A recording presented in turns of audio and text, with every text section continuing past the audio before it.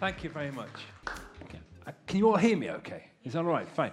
So thank you. So I'm going to look at the rise of the multi-generational organization. I'm going to reveal the 4 generations that are now in the world of work. So some of you might find this slightly #orcs, because I'm going to have to reveal certain things about your generation that you might wish that I kept quiet. Now, I'm very much aware at City Lit, you deal with far more generations than 4. So I'm going to talk about the older generation as well, the silent generation. But essentially, I'm going to focus on the 4 most populous generations. If you've got teenagers, you'll thank me for this presentation, okay? If I'm successful this afternoon, I hope you will never look at your mobile phone in the same way again, okay? Because what I'm going to argue is this technology isn't neutral. It's changing the way all of us interact with the world in ways which we never saw coming. So just hold on to this, your mobile phone. Can I take it everyone has a mobile phone? Yeah, I was being funny. Okay, so that's what I'm going to look at, my practical takeaway tips. Now, when I was putting this talk together, it struck me that in the 1990s when I started work, I worked in recruitment. I was a headhunter in the 1990s. And there were 4 words. If you could put these words on your CV or application form in the 1990s, you would be a job market god. Okay, you would be so highly sought after. It was as if you'd just come down from Mount Olympus. You would be that valuable to employers. As a headhunter, if you saw someone who could put these words, these 4 words on the CV, you would think ka-ching, okay, because you knew you could place them. And these were 4 words that if you had them, if you could use them for a brief moment in time, you would be irreplaceable in the job market. So here are the 4 words. If you could use these words, you would be a god of the job market. Okay. And if you really wanted to show off, in brackets, you would add this, okay? Okay, yeah. Oh yeah, that's me. Yeah. Note, by the way, no one would ever put Microsoft Access because no one understood Microsoft Access. But for a brief moment in time, they were the ticket to ride. If you could use those 4 words, you were absolutely the most valuable person in the job market for a brief moment in time. And then it struck me, no one puts that on their CV anymore, do they? No one puts that on their LinkedIn profile. You know, proud to announce I'm now proficient in Microsoft Office. Why? Why is that the case? Well, of course, we've got a generation growing up playing with this technology. We've got a whole generation growing up playing with more technology than NASA used to send the astronauts to the moon and back. Okay, we don't know what they're doing, by the way, because they can't technically speak. They could be destabilizing economies, investing in Bitcoin. They could be buying cars, of course. They could be doing lots of things they could be doing with this technology. And here's the key thing. For children born today, computers are not technology.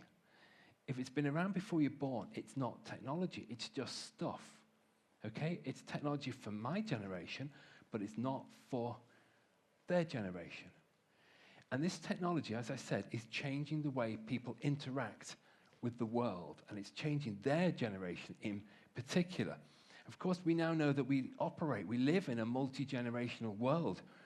Gen Z not buying into the cult of overwork. For Generation Z, overwork is basically 9 to 5 days a week. It's what your grandparents would have called part-time working. However, for their generation, they want different styles of working and behavior. We also know that they use different platforms to communicate when they engage with employers. One of my students said to me, I delete every email I get from the university. I just delete it. And I said to her, do you think that's why we're in a disciplinary? Do you think there could be a correlation between this behavior? So we know generations behave differently. We know Gen Z in particular spend a huge amount of time online. In fact, they see the world through this prism of technology. We also know in most organizations, and this goes for education, there is simmering tension. So Mark might be here thinking he presides over a peaceful organization, but dig beneath the surface and you'll find there's tension between generations. Apparently boomers are driving Gen Z mad because the most difficult thing boomers have to do is share their screen on a Zoom call. They're terrified at the thought, oh my goodness, I'm going to have to share my screen. And apparently when they're trying to work out this complex IT maneuver, they make a sound that only boomers make. They go dum dum dum dum dum dum dum dum, and the Gen Z are going mad while the boomers are trying to say, can you see my slides? Can you see my slides? Am I on mute? Am I on mute? Am I on mute? Can you see my camera? Can you see me? Can you see me? So Gen Z are going mad at the boomers. And of course, the angriest generation, Generation X, they're really angry. And they're particularly angry at millennials. They're simmering. I can see the anger amongst some of you already. One person said in one of my focus groups, one of the X's said to me, why don't millennials just come in early and pull their jeans up, for God's sake? That's what they said.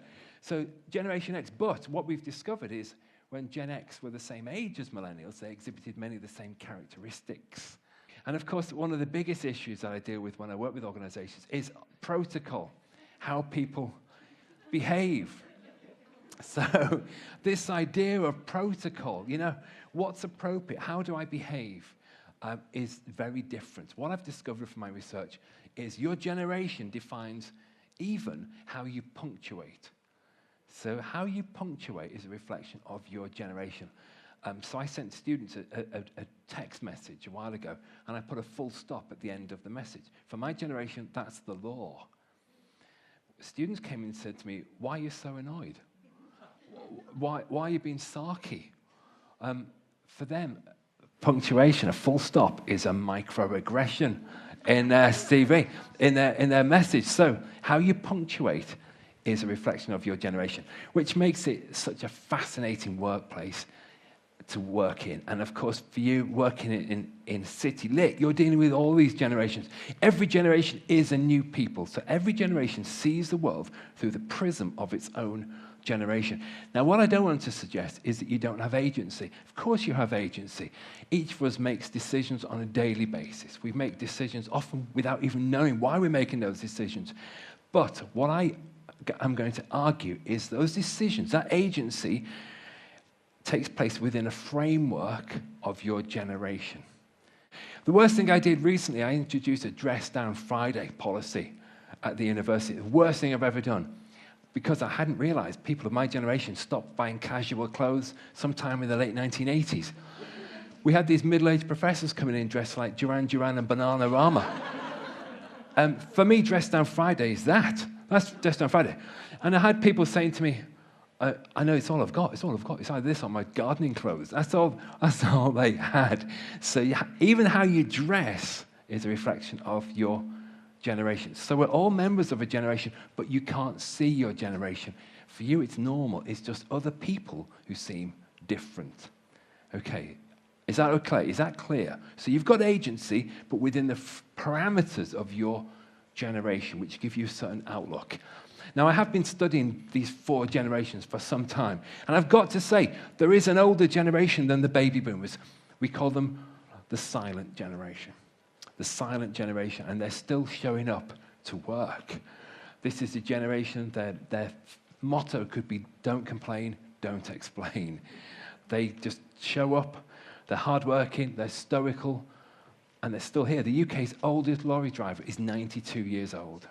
92 years old. And he said in an interview, he said, I'm looking forward to a long and happy retirement. Well, I'd get on with it if I was him. But they're a great generation, and they're still showing up to work, but obviously in smaller numbers than ever before. So the silent generation is still here. And what's great about City Lit, you've got them here. So isn't that fabulous? So they're turning up for education. Until recently, the largest generation in the world, in world history, was the boomers, the baby boomers. Do we have any boomers here, by the way? Always sitting at the front, by the way. Always sit at the front. Arrive early, sit up straight, do your homework, get a qualification. Boomers, until, as I said, largest generation in history until recently. A confident generation, an idealistic generation, a generation perhaps the last generation that can remember life BC, before computers. And a great generation. Crucially, they're the parents of the millennials. So I'm fascinated by boomer parents because they're involved in their kids' lives like no other generation has ever been involved. So I wrote an article about boomers a few years ago because I noticed them coming to our careers fairs at the university, and talking to the employer while the student was stood next to them with headphones in, looking mildly bored. And then I noticed parents coming in by themselves and negotiating with the employer on behalf of their client, who would outsource a career search process to his or her agent. So I call them helicopter parents. I wrote this article for The Guardian. I call them helicopter parents because they seem to hover over their kids' lives, their 20-something kids' lives. This went viral this term, the helicopter parent. And the helicopter parent that I defined that we fear the most in education, I called the Black Hawk helicopter parent. That's the parent who will go to any lengths, legal or illegal, to give their client an advantage. Believe it or not, parents now demand to go to job interviews with their millennial sons and daughters. They demand to go to job interviews. I interviewed one parent, and I said to her, do you think it's a bit strange that you demand to go to a job interview with your 28-year-old son? And she said to me, listen, I've invested too much money in him to let him screw it up now. So get out of the way. And she went, parents phone in sick on behalf of their millennial sons and daughters. Hello, my son, the chief executive, won't be in today. I've given him some Calpol. So they're very actively involved in the lives of their kids like no other generation has ever been involved with parents. But as I said, boomers, you'll see them having this expression. And it's often the expression when confronted with technology. Why is it just me who's in the moment without a phone? Okay, and I thought I've got to show you this picture. Here's the picture. If you saw this man, that expression, that boomer expression, the Wile E. Coyote expression. What we do know about the boomers is they are a huge generation, but gradually they've been moving off. If you look at the numbers there, the largest generation now, millennials are the largest generation in the workplace. And I'm going to come back to that because there's some challenges with millennials being the majority because they have a certain characteristic that only they use. But essentially, boomers, until recently, the largest generation in history, also they own more or less everything. If you want to know why you can't afford a house, because the boomers have basically bought everything. They're a great generation, but gradually moving off center stage. They've invented the world of work that we all operate in. As I said, a great generation and a very confident generation. Do we have any Generation X here? Oh dear. Angry, cynical, cross, disillusioned, haunted with a sense of disappointment, a sense that it should have been so much better. But the last generation that can remember the analog age. So they can really remember what it was like to go on these courses to learn Microsoft Office. They can remember all that. They can remember before digitization. They're the last generation that can remember the link between an audio cassette and that. You either know this or you don't you? Thank you, you're doing the mime. Yeah, thank you. So they can remember the link between this. So they're senior now. They're senior in organizations. They're running the show. They're senior ministers. They literally are running the show. And I'm fascinated by Generation X. Fascinated with this cohort. If you think about it, they are the last generation to remember life BC, like the boomers. They can also remember things like cassette tapes, playing. Do you remember playing outside? Do you remember when it was legal to play outside? Paper books, boredom. Do you remember boredom? I'm convinced that boredom was eradicated permanently from us as a species at 9:15 a.m. on the 9th of January 2007. After that, we've lost the ability to be bored. Do you know what happened at 9:15 a.m. on the 9th of January 2007? iPhone. Steve Jobs invented the iPhone. After that, think about it, we've lost the ability to be bored.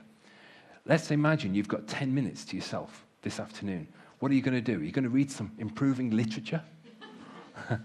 Or, I'm convinced, before you know it, you've got your phone out and you're doom scrolling through your phone and you've lost those 10 minutes.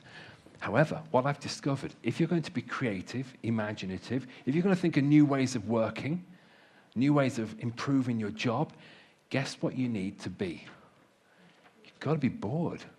You've got to clear your mind from all this electronic stimuli. We've lost the ability to be bored. And Gen X are the last generation that can remember life when you could be bored. Your best gift for your students, and if you've got your own kids, boredom. They'll thank you for it eventually. So Generation X, great generation, senior generation, and running the show. Do we have any millennials with us today? Oh, thanks for dropping in. Thanks for popping in this early. Thanks for getting your parents to drop you off. Thank you. So a great generation.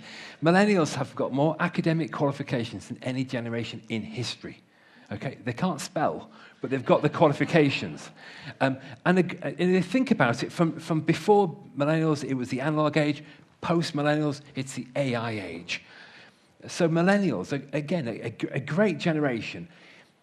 But I think they've been given unique careers advice that no other generation in human history has ever been given. They've been told work should be fun. Okay, like since when was work ever fun? They've been told follow your passion, only do a job that you're passionate about. Again, your grandparents would have been appalled at that idea and confused at that idea. Only do a job that you really are, it's fun, that has a future. Don't do a dead-end job. Breaking news, every job is a dead-end job, eventually. King Charles is in a dead-end job. Everyone has a dead-end job. But millennials have got this careers advice, which gives them a unique outlook. They're a large generation. They're the majority now. They're the middle managers. I call them the 3Ms, the millennial middle managers. And they're running the show in a sense. They're the first line contacts, the first line managers. And they're struggling because they're finding it hard on one level to manage people their parents' age. How do you do that? And they're also finding it hard to manage Gen Z. They find it really hard. And in particular, what I've discovered is millennial middle managers will do anything to avoid having a difficult conversation, a #orcs conversation. They will cross the road, they will hide under the desk, they will do anything. They will say, go and see my boss. And Gen Z, do we have any Gen Zs here? A few. Jess sat very close to the front row here. Generation Z, let's think about this generation. I spend most of my time with Generation Z. They're some of my students, they're first year. You can tell they're first years because they're all there in that picture, actually. But a generation that, in a sense, it poses unique opportunities but also challenges to organizations. So organizations around the world are asking me to help them with Generation Z at the moment. They're very different from previous generations. If you think about it, our new students who'll be coming to university in September, they were born mostly in 2007. Now, 2007 was a critical year in the history of technology, as I've just told you. Think about what happened in 2007. All their lives, this has been the norm for this generation. And they were born into a world of the following: ubiquitous computing, ubiquitous communication, ubiquitous information at unlimited speed about everything, everywhere, from anywhere, on all kinds of devices. So you can even buy clothes that attract Wi-Fi, so you need never be away from TikTok. All of which makes it ridiculously easy for them to do this. If you think about it, all of this is incredibly easy for them to do: connect, organize, share, collect, collaborate, and to publish. When I was growing up, only the BBC could do this. Now everyone can do it from the technology they have in their pockets. But while it makes it ridiculously easy to do this, it makes it ridiculously difficult for them to do this. Concentrate, engage, remember, prioritize, and of course, to pay attention. This technology, colleagues, is not neutral. It changes the way we see ourselves in the world. We've gone from being Homo sapiens to Homo distractus. This technology, as I said, it changes the way we interact with the world. Now, why is this happening? I've got my theory about the 3 drivers that we need to utilize. So I want to share with you very quickly the 3 drivers that I'm convinced are changing how people interact with the world. 3 drivers. Number 1, the most powerful driver of all, no matter where you are in the world, technology is the most powerful change, driving generations to be different. So let me have some audience interaction with this. What percentage of 3-year-olds, yes, 3-year-olds, otherwise known as toddlers, has a mobile phone in this country? Is that a preposterous question, by the way? Is that a ridiculous question? Is that a ridiculous question? Sometimes I think I'm becoming used to this. Yeah. What percentage of 3-year-olds has a mobile phone in this country, do you think? 21%, colleagues. 21%, look at this, 1 in 5 toddlers. I mean, who are they phoning? Who are they phoning?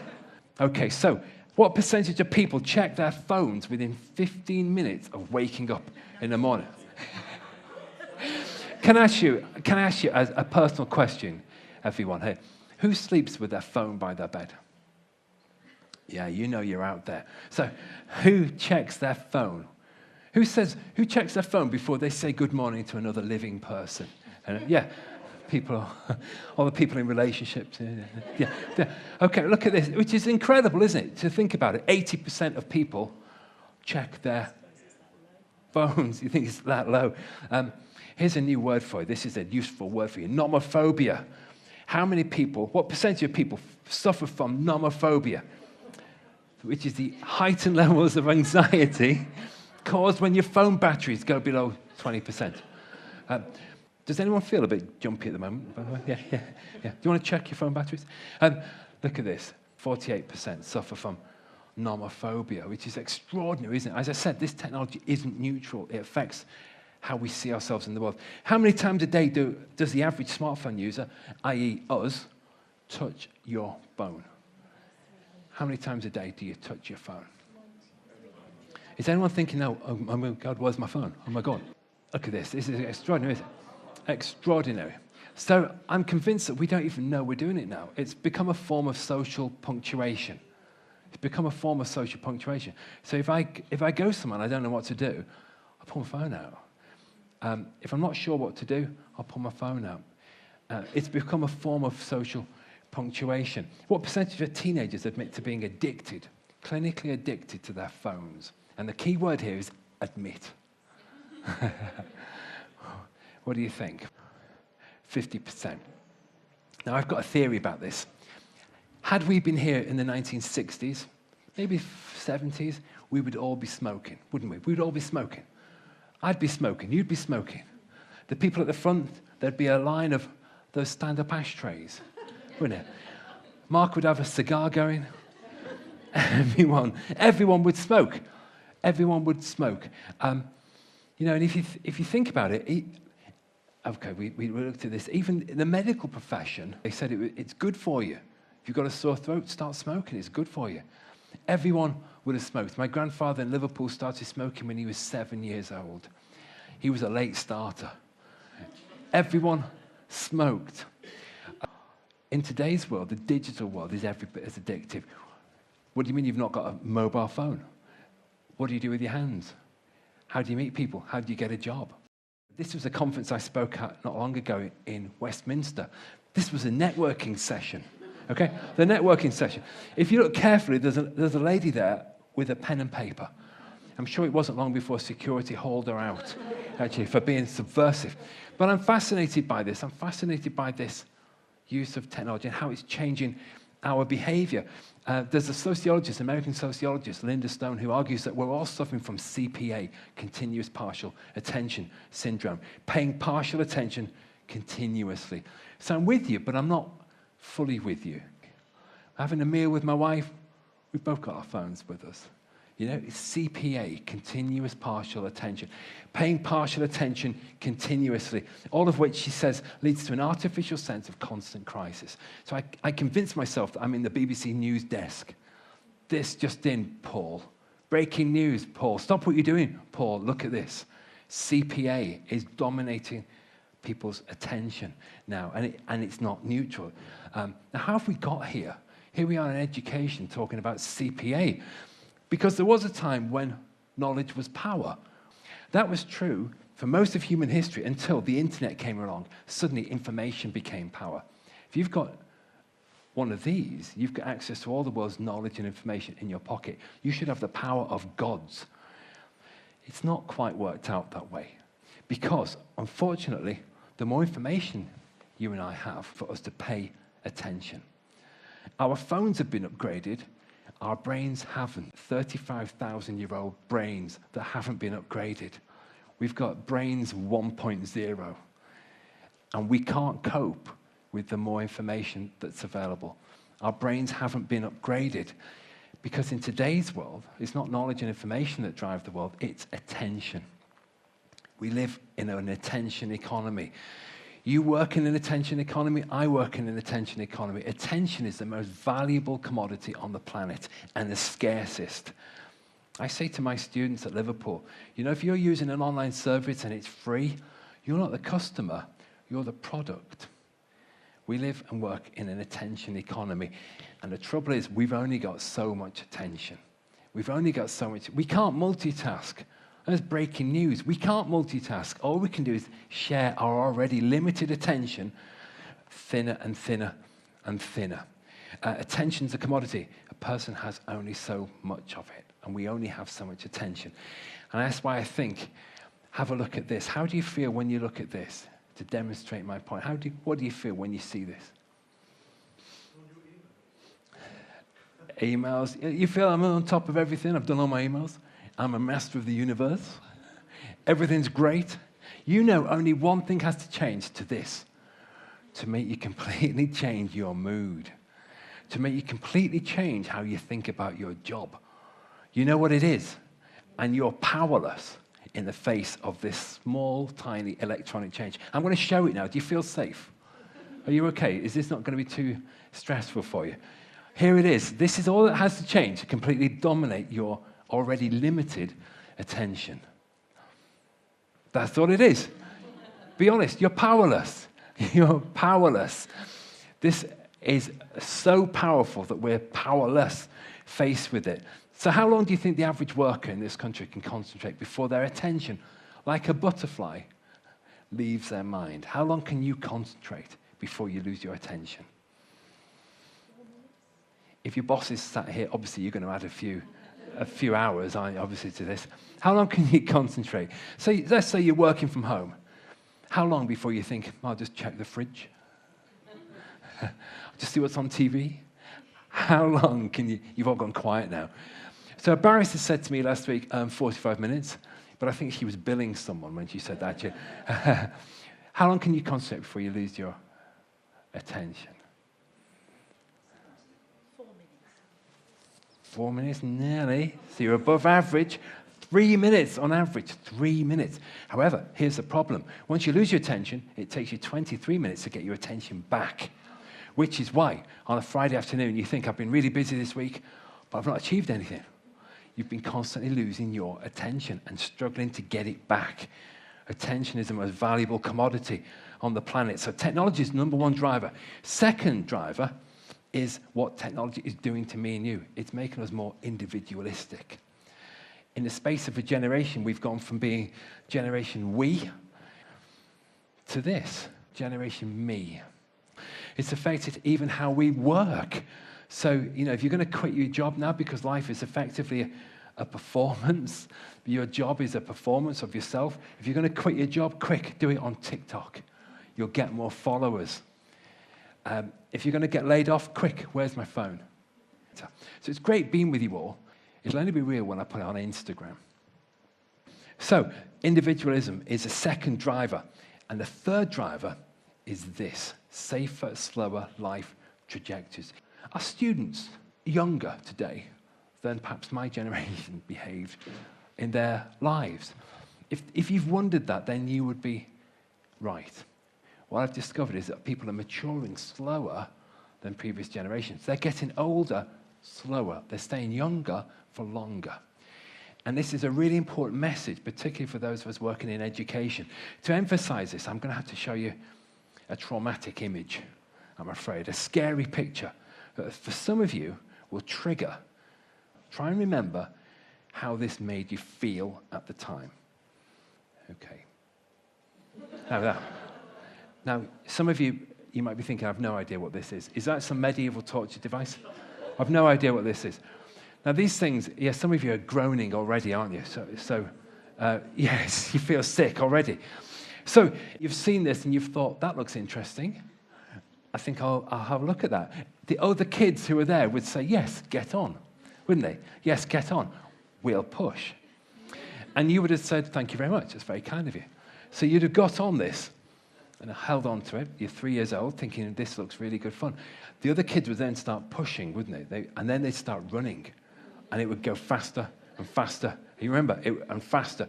Just before it broke the sound barrier, you would have thought to yourself, I'm going to get off now. You then learn an important lesson about the universe. When you come out of hospital a week later, you've learned an important lesson, haven't you? So if you think about it, this, by causing pain, and it was impossible to ride these things without getting hurt, this will ultimately teach you how to stay safe. So you've got to go through the pain for it to work. The whole generation growing up remaining fragile. And I think this is the third drive trajectory. People are staying younger for longer. Today, compare and contrast. Again, Jonathan Haidt, who writes about this, and he argues that overprotection in the real world and underprotection in the virtual world, so safer, slower life trajectories, are the reason why I'm convinced people are staying younger for longer. And that's a key message for those of us working in education and wondering why parents are demanding to come to Freshers Week with their kids. That's what they're wondering. I've got my 3 killer apps for how to be successful in today's AI age. The first one is how we've got to understand the psychological contract has changed with our job, but also your students will each have a psychological contract with the college, with being in education. Every one of them is. However, that psychological contract changes according to generations. I've tried to sum this up for you, thinking about this. But I think in the past, in boomer world, education was an exception. If you go to college, that's an exception. Today, it's a rite of passage for younger people. Grades, it was all about grades for previous generations. Today, it's about development. Exams, the final assessments are over. It's all about continuous assessment and ongoing feedback. Education used to be really good at telling you what you were hopeless at. It was about, wasn't it? You can't paint, you can't draw, okay? You're rubbish at maths, Paul. Education was all that. Today, of course, it's about strengths. It's about a lifelong self-actualization. So what can you do about this? How can you learn? I've got a radical suggestion. Instead of asking for feedback, try this. Start asking for advice. Stop asking for feedback all the time. It's what we do. Most feedback that we collect isn't all that useful. It's also retrospective.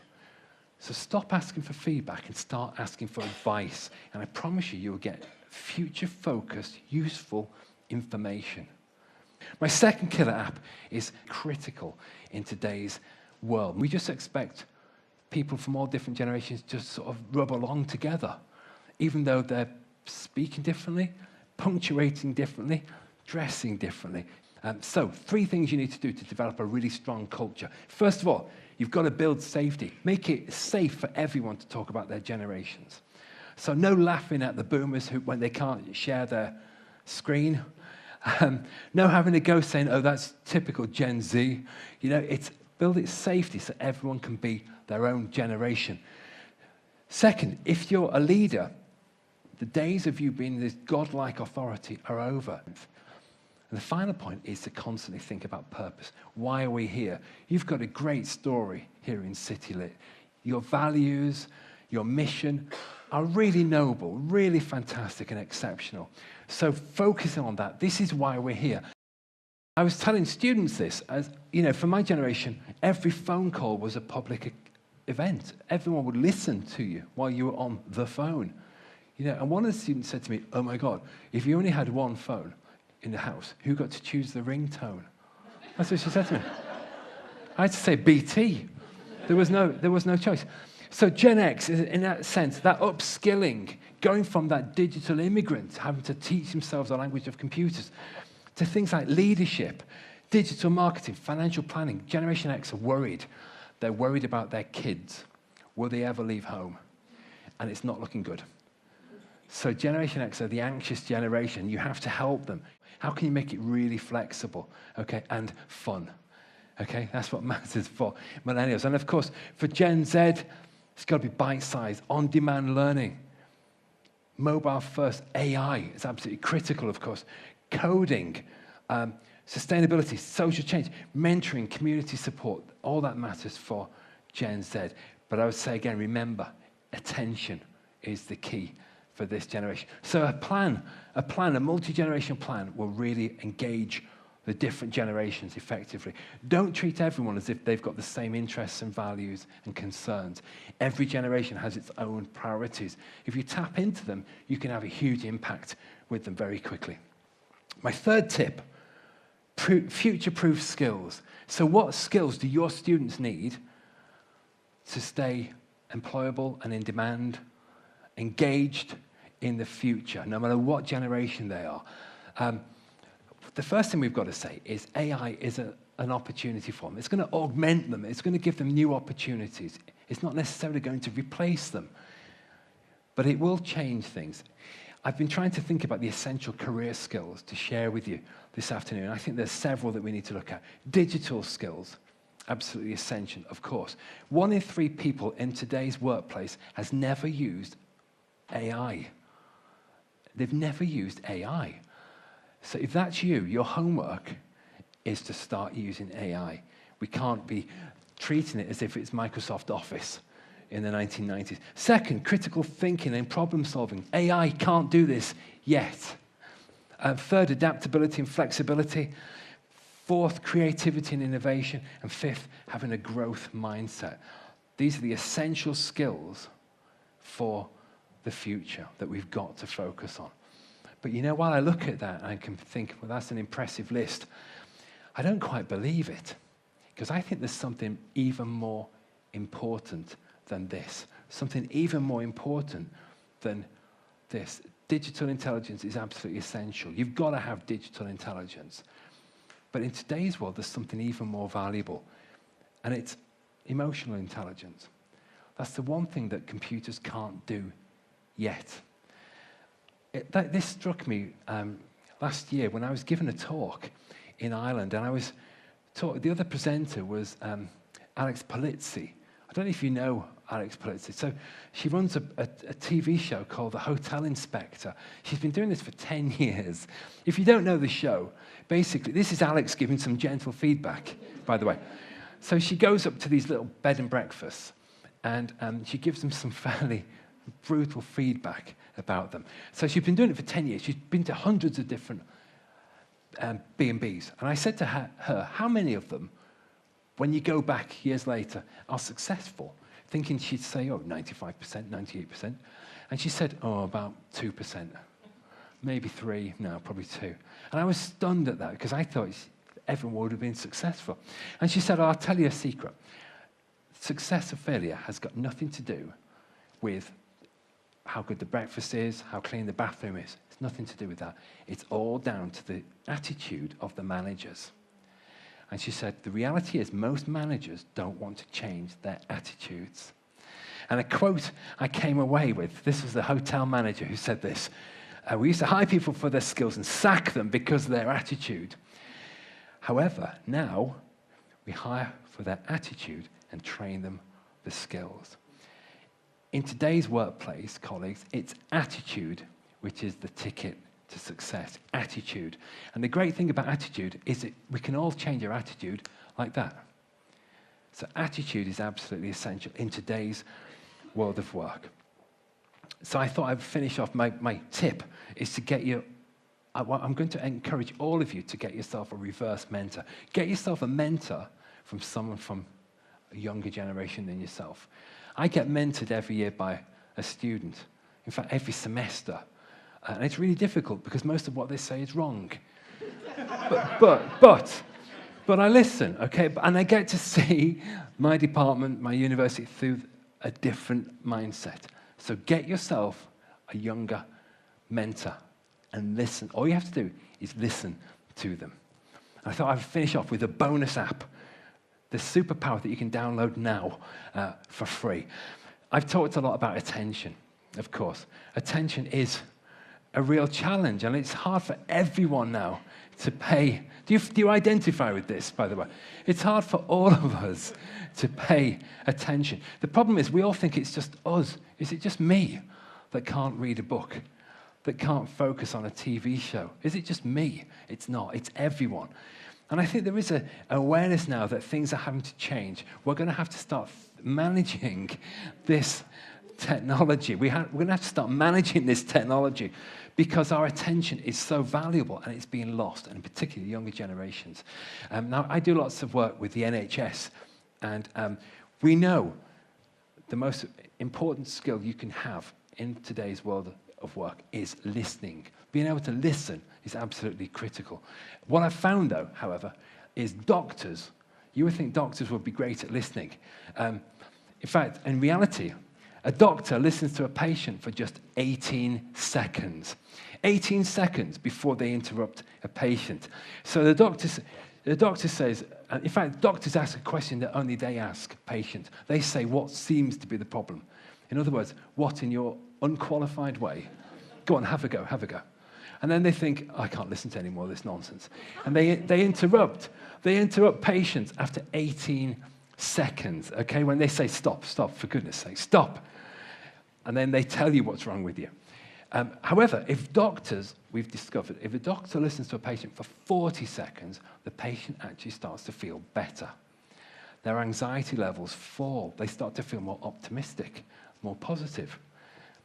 All they have to do is listen for 40 seconds. So my tip for you tonight is to listen to your family, your partner, your friends for 40 seconds. Try it. It's physically painful. But they will be amazed at how you've changed. They will say, I can't believe, what have you done today at work? You're a different person. 40 seconds, listen. Listen to them, and you will get a completely different insight into them. Working with different generations, the most important thing you can do is not talk to them, listen to them. And I promise you, you will transform your relationship with all your generations. Thank you very much. Thank you. Thank you.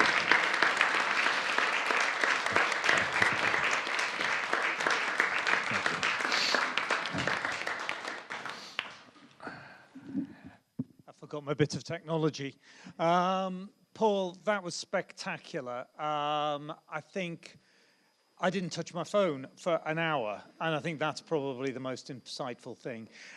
We live in a college which is a multi-generational workplace, but even more a multi-generational learning space. So as you say, we have the fifth generation, the silent generation here, in significant numbers. So for us, trying to kind of navigate that, you've given us an enormous amount to think about. And so thank you very much for giving us the time coming down from Liverpool for this. I know you're going to join the Governor's Eye now, but I know a lot of our colleagues will have enjoyed it. Immensely fun, but a huge amount of things to think about afterwards. So again, ladies and gentlemen, Paul Redmond. Thank you again. All right, man.